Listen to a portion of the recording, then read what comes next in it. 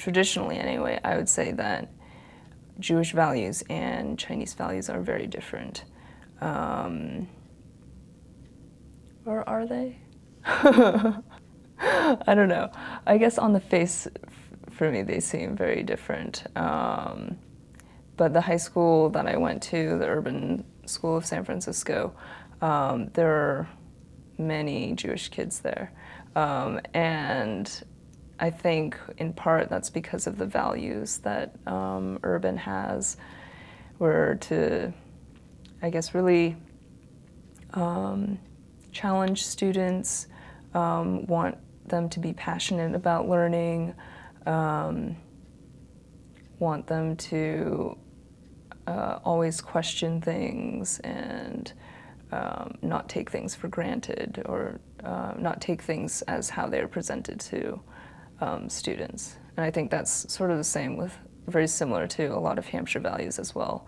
And meanwhile, I think traditionally in Chinese culture, you're not supposed to question. You just like take whatever the teacher says to you or tells you to remember. A lot of things are based on memorization and reciting things, and they have lots of tests and not very many opportunities, I suppose, to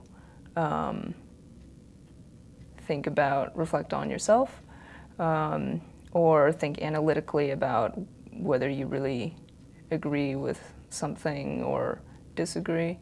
So I would say on that note that Jewish and Chinese values are very different, but since since I was adopted and I'm not growing up in a Chinese household, and therefore I consider myself American in the way that I grew up anyway, that I have more American values, and also I